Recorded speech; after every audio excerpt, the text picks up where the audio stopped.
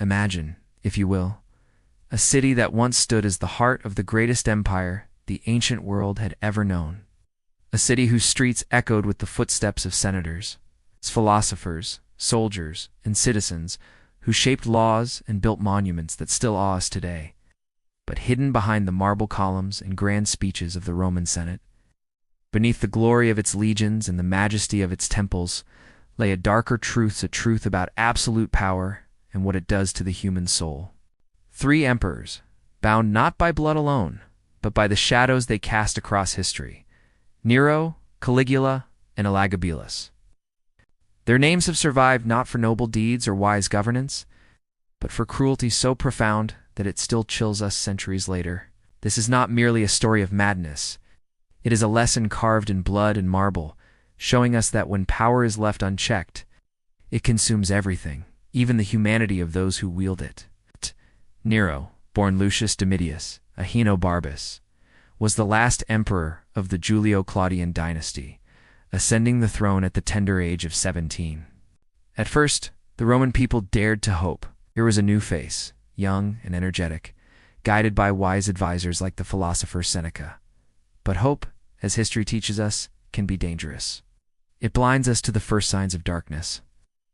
And in Nero, that darkness grew quietly, feeding on vanity, paranoia, and an insatiable hunger for adoration. The fire that would consume Rome in 64 AD remains one of history's most debated events.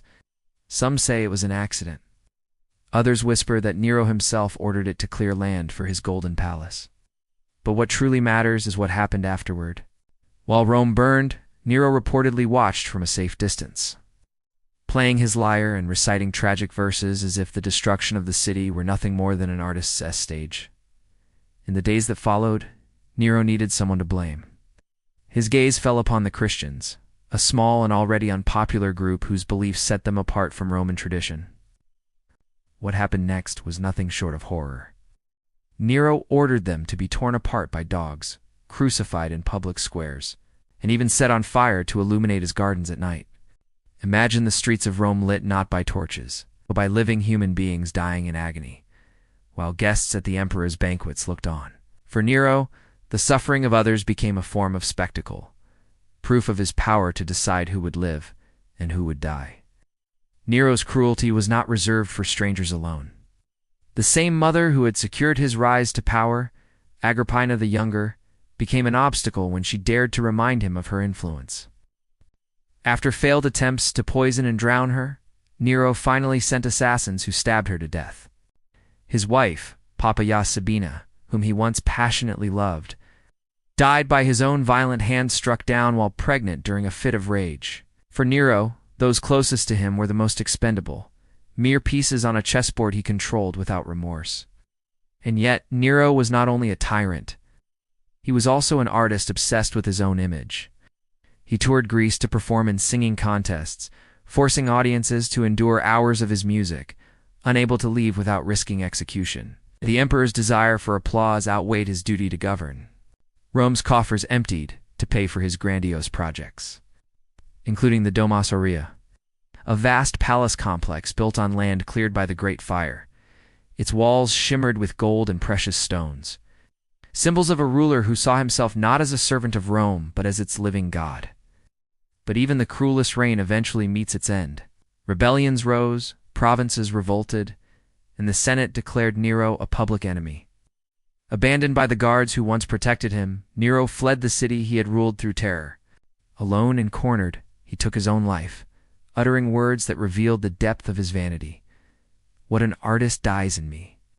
In death, as in life, Nero could see only himself. Yet if Nero embodied the artist's cruelty, Caligula personified the madness that comes when no one dares say no. Born Gaius Julius Caesar Germanicus, he ascended to the throne after the death of Tiberius. At first, the people celebrated, calling him Little Boots, a nickname from childhood. But within months, something changed, or perhaps the madness had always been there, waiting for power to unleash it.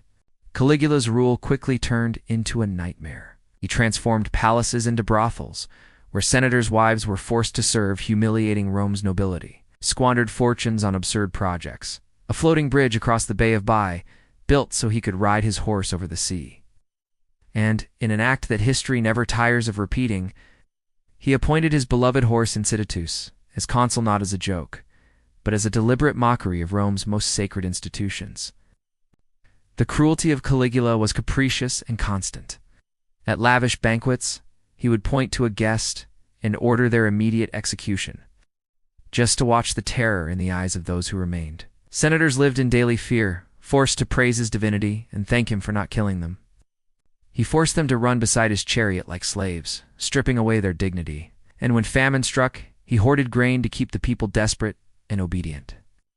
Caligula's madness blurred into something darker, a belief in his own godhood. He demanded temples be built in his honor, statues of himself placed alongside Jupiter. Anyone who hesitated faced death. His reign became a theater of cruelty, where the emperor's mood determined life or death. Rome itself became hostage to one man's whims.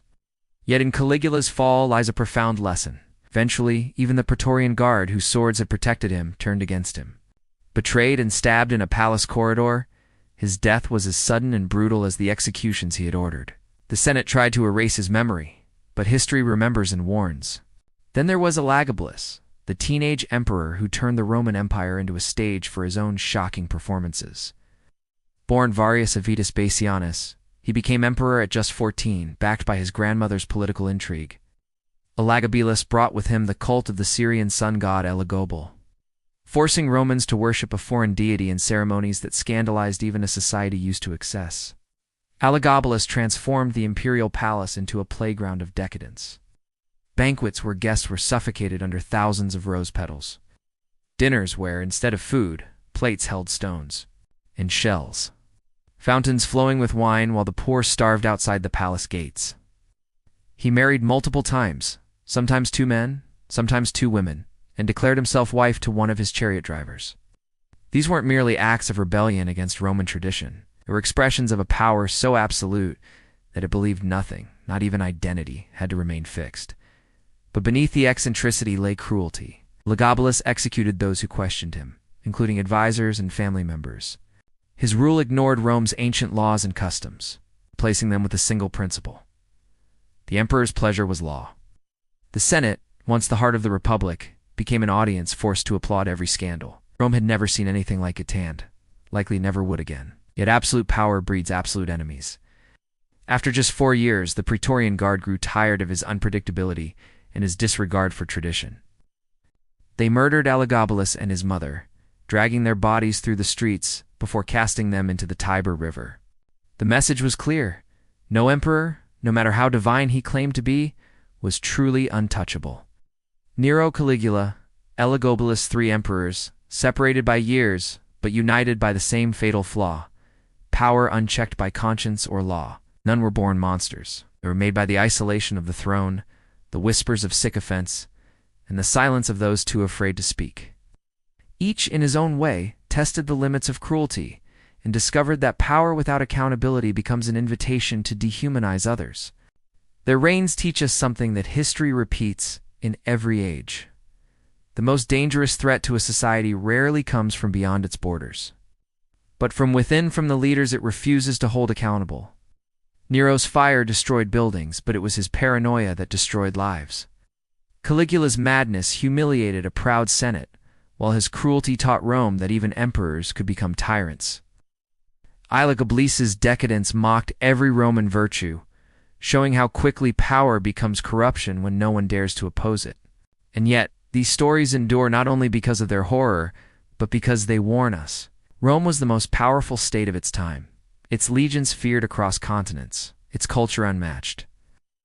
But no empire, however mighty, can survive when it forgets that leaders must answer to something greater than themselves, whether laws, traditions, or the people they serve. Why do we remember Nero's burning city, Caligula's horse, Elagabalus's rose petals?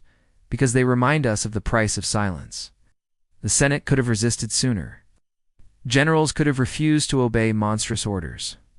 Advisors could have risked their lives to speak truth to power, but they did not. Fear kept them silent, and their silence cost thousands of lives.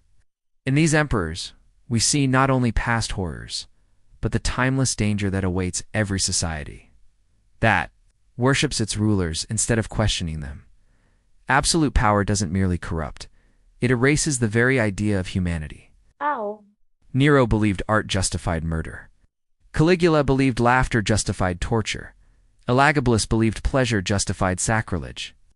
And each left behind ruins where once stood hope. It's tempting to see these men as exceptions, monsters born of unique circumstances. But the truth is darker. They were human, and if power can twist them, it can twist anyone. History's warning is simple. Power must never go unquestioned, no matter who holds it. Even now, centuries later, their stories remain painfully relevant. We still see leaders who treat criticism as treason, who surround themselves with flatterers, who forget that power is meant to serve, not to rule, absolutely. And every time history repeats, it's because we choose to forget the lessons carved into Rome's marble and written in its blood.